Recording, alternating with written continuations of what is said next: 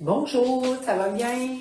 Alors c'est ça, aujourd'hui je vais vous parler cet après-midi des produits PowerTex. Je vais vous parler de Stone Art. On a une formation qui va débuter, qui va être le 23 et 24 mars sur trois sculptures, trois modèles, c'est-à-dire, mais en même temps, vous pouvez aussi interpréter votre propre modèle si vous avez le goût d'être créative. C'est possible aussi. Alors, j'ai fait trois modèles pour cette certification-là. Le niveau 2 avec Stone Art. Alors, j'ai les petits bonhommes qui montrent sur un mur avec le Stone Art. Je vais vous en parler un petit peu plus tantôt. Comme ça, je vais mettre celle-là ici. Et je me présente tout d'abord, Carole Majot, artiste peintre chez Pinceau. Et je connais bien les produits, je trouve ça bien fun, des beaux produits. Alors, c'est sûr que je voulais vous parler de PowerTex Stone Art aujourd'hui.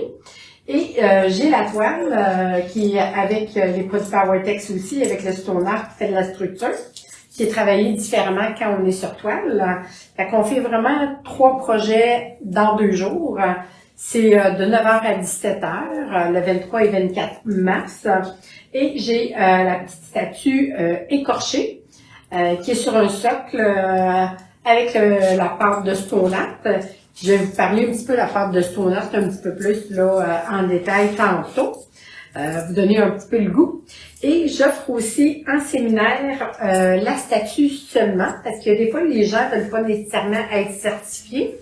La certification PowerTex de 2 jours, ce que ça donne, c'est ça donne des rabais sur le volume de vos achats. Vous pouvez aussi redonner des cours de PowerTex et vous avez la possibilité qu'on vous inscrive sur notre site internet, notre site powertex.ca. Vous pouvez être inscrite là. Et on vous met en référence pour offrir des cours. Vous pouvez faire la revente aussi de produits, qui est aussi bien agréable. Et c'est pas obligatoire non plus si vous avez le goût juste de faire la formation pour vous personnellement, pour développer des sculptures, c'est possible aussi sans problème. Alors, ça me ferait bien plaisir de vous voir si vous avez le goût. Et j'offre cette statue-là. En une journée, on fait la statue. C'est le 9 mars de 9h à 16h. Tous les produits sont inclus. Il y a juste de petits matériels de base à apporter, pinceau, tablier, quelques petits trucs. Mais c'est vraiment agréable aussi à faire. Fait qu'on découvre un nouveau produit, puis des fois c'est vraiment, les gens sont surpris de faire ça. Fait que c'est un peu ce que je vais vous parler aujourd'hui, un peu la part de Stone Art, de quelle façon on la travaille. Fait que c'est vraiment deux formations que j'offre. Celle-là, c'est le 9 mars de 9h à 16h et la formation PowerTex qui dure 2 jours, 9h à 17h, le 23 et 24 mars. Alors, c'est ça, dans les produits PowerTex, il y a vraiment différents produits, faire du mix média beaucoup, il y a une pâte à craqueler aussi, puis ça travaille tout avec le durcisseur que je vais vous présenter de base, puis on l'intègre avec une autre sorte de poudre à ce moment-là qui fait de la craquelure. Mais aujourd'hui, je vais vraiment parler de Stone Art. Fait qu'à un moment donné, je reviendrai là avec la pâte à craquer. Alors, c'est ça. Fait qu'on va tourner la caméra et je vais vous parler de Stone Art. Je vais vous présenter un petit peu les durcisseurs de PowerTex. On a 11 couleurs. On en a un qui est transparent, qui est bien agréable. Les 11 couleurs, on a dans le bleu, dans le jaune, dans le rouge, dans le blanc, dans le ivoire, dans le noir, dans le gris, dans le bronze. Fait qu'on a vraiment différentes couleurs comme ça. Fait que c'est avec celle-là ici comme ça. Fait que c'est PowerTex, on appelle ça notre durcisseur. C'est lui qui fait que les statues deviennent dures et qui sont imperméables. Par contre, pour le moment, transparent qu'on a présentement, lui, il n'est pas imperméable. Fait qu'il faut garder en tête que si on veut une sculpture pour aller à l'extérieur, on doit utiliser le Easy Varnish qui va à l'extérieur à ce moment-là si on travaille avec le transparent. Mais si on travaille avec toutes les couleurs, elles sont vraiment imperméables. Alors, ils peuvent aller autant à l'extérieur qu'à l'intérieur. Fait que ça, c'est vraiment bien agréable. Et ces produits-là se mélangent avec le Stone Art que je vais vous parler aujourd'hui. Le Stone Art, on l'a différents formats. On l'a en quantité de 250 grammes. Puis on a aussi vraiment dans un sac de 1 kg aussi qui est disponible. Là. Des fois, quand on en fait beaucoup, ben, c'est le fun d'avoir des plus grosses quantités. Et il y a plusieurs produits, je vois, j'ai mis 3 débats. Là. Il y a vraiment différents produits dans la collection de PowerTex. Il y a des 3D balles, il y a Easy 3D, il y a du Paper Deco. Il y a vraiment différents produits là, qui sont vraiment intéressants, comme je disais, pour le mix média. Je ne les ai pas tout apportés. Il y a des vernis aussi dans PowerTex, il y a des pigments, il y a du bistre. Puis, c'est vraiment agréable de travailler avec ces produits-là parce qu'on peut faire vraiment toutes sortes de choses. Là, je vais me concentrer sur le Stone Art aujourd'hui. Je vais vous montrer un petit peu comment faire une pâte avec ces produits-là. Je vais travailler avec mon Stone Art et mon PowerTex durcisseur. Je vais travailler avec le noir.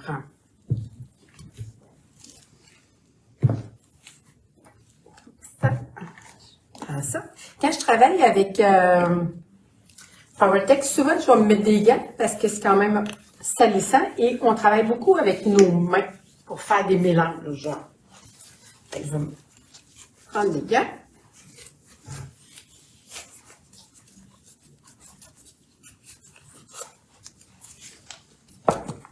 Je vais prendre la poudre de Stone Art.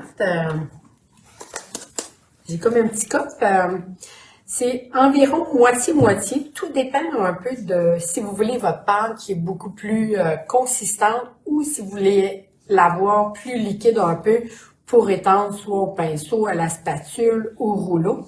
À ce moment-là, on va mettre un petit peu plus de durcisseur à l'intérieur. Mais dans notre cas aujourd'hui, pour faire la pâte que je recherche, je vais faire environ la moitié-moitié. Je vais faire une petite poudre de Stone Art.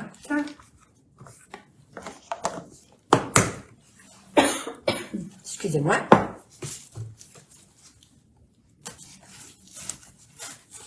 Une petite façon, un truc, si vous connaissez déjà le produit peut-être, quand on garde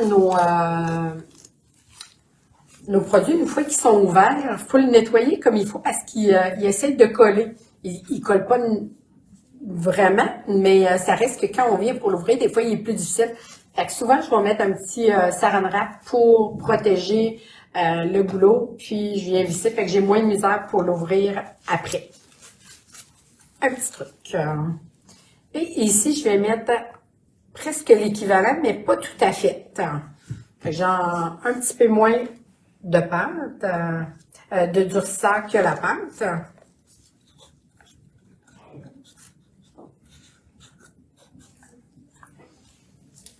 On vient mélanger le tout.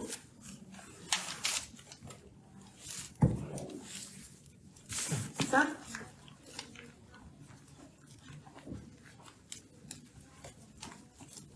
Vous pouvez prendre une spatule en bois, ça va bien aussi pour mélanger.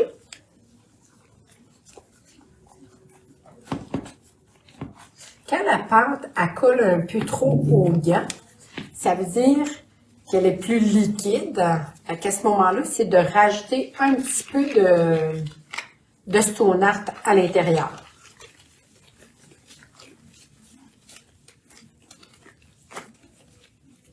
Vous voyez, ça me fait vraiment une pâte. Je pense que je la prendrai un petit peu plus épaisse.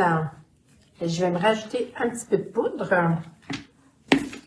Je vais peut-être te demander juste si tu as fait de m'ouvrir le petit pot.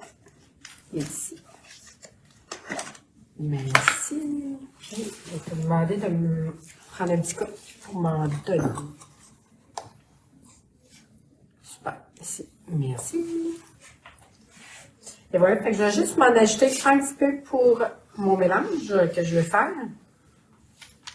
Je vais vous montrer à mettre du pigment sur votre pâte de stonate.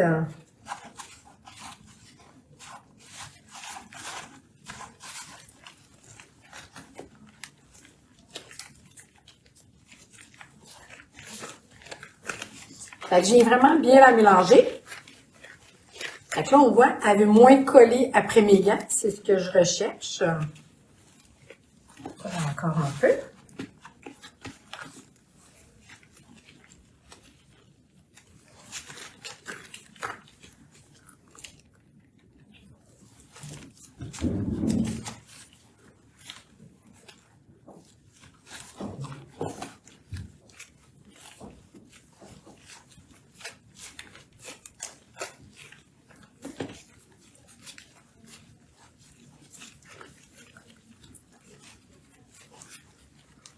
Fait qu'on vient faire une boule pour commencer.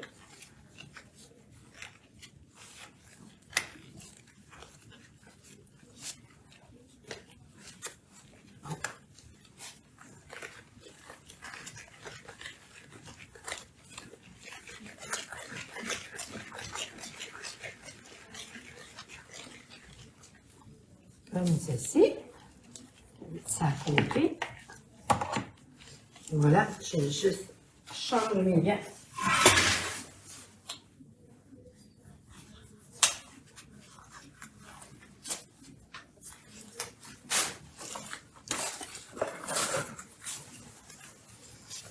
Alors, je vais rouler ma pâte avec une bouteille de vin. Ça peut être avec un rouleau à pâte pour faire des tartes. Vous pouvez faire de la texture aussi à l'intérieur, sur la pâte. Je veux dire pas à l'intérieur, mais sur la pâte. Je me place sur un papier saran wrap pour pas que ça colle. Fait que je viens me placer sur un papier saran wrap. Je viens presser.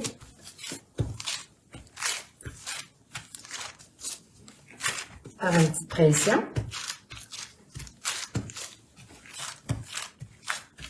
Je l'étends un peu, je fais comme une petite galette. Ce qui est le fun, c'est que ça me fait une texture en même temps.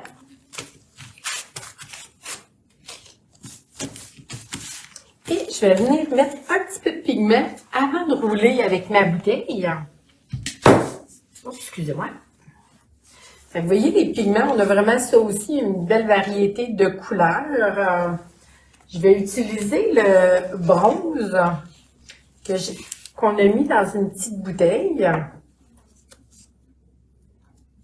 C'est comme une petite salière. Je vais utiliser du bronze et du argent.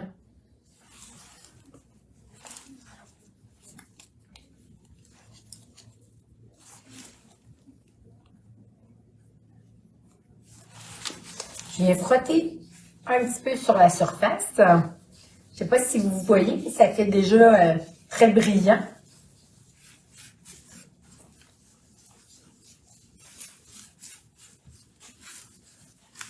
Je vais venir ensuite de ça prendre pour ma statue écorchée, c'est un peu la technique que j'ai utilisée. Je reviens mettre un petit papier saran wrap par-dessus, puis je vais venir rouler avec ma bouteille pour agrandir, aller chercher l'épaisseur que je recherche pour faire soit ma sculpture ou intégrer dans un tableau.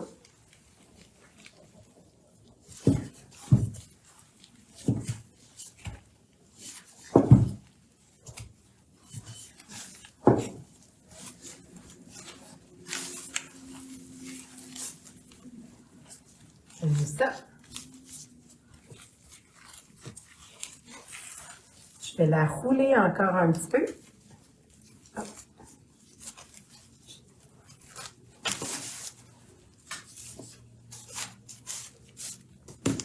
Je vais mettre un petit peu de couleur aussi de l'autre côté si je veux. Tout dépend si vous faites un vêtement. Je sais pas s'il y en a d'entre vous qui ont vu la statue Carmine, mais elle a un vêtement, c'est son manteau qui est fait comme ça. Puis, à ce moment-là, il faut mettre à l'intérieur et à l'extérieur un peu de couleur parce que autant l'intérieur peut être apparent.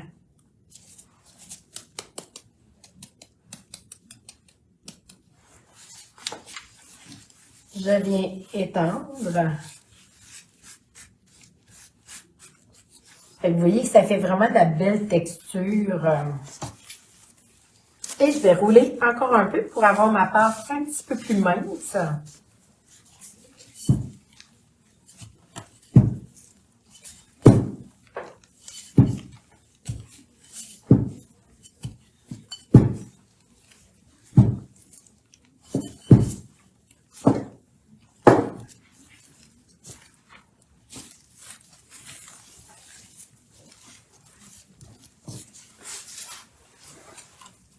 Autant qu'on peut étirer, on pourrait étirer avant de mettre le pigment, autant qu'on peut mettre le pigment avant de rouler. Puis, si on veut encore plus de craquelure, on vient étirer légèrement notre pâte, qui crée d'autres effets en même temps aussi. Fait que vous voyez, je fais plus des grosses craquelures à ce moment-là. Dans la statue, si vous remarquez, c'est vraiment, elle, le pigment est par-dessus, mais c'est vraiment écorché. Fait que j'ai vraiment déchiré à ce moment-là pour créer ces effets-là. De trous, j'ai vraiment étiré ma pâte. Fait que je viens vraiment créer des trous. Je l'étire. Fait qu'on voit, ça commence à se créer. Je viens effilocher un peu aussi mon tour. Fait que j'y vais vraiment ce que je recherche, que j'aime.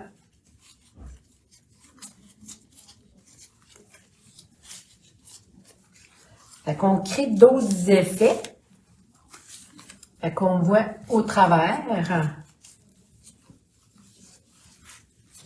Fait qu'on voit les craquelures, on voit le noir sortir au travers des pigments. Je trouve ça vraiment intéressant comme produit à utiliser. Ça crée des beaux effets. Fait qu'autant qu'on pourrait l'intégrer dans un tableau, on peut venir se chercher un morceau, on vient le coller dans un tableau. C'est bien agréable aussi.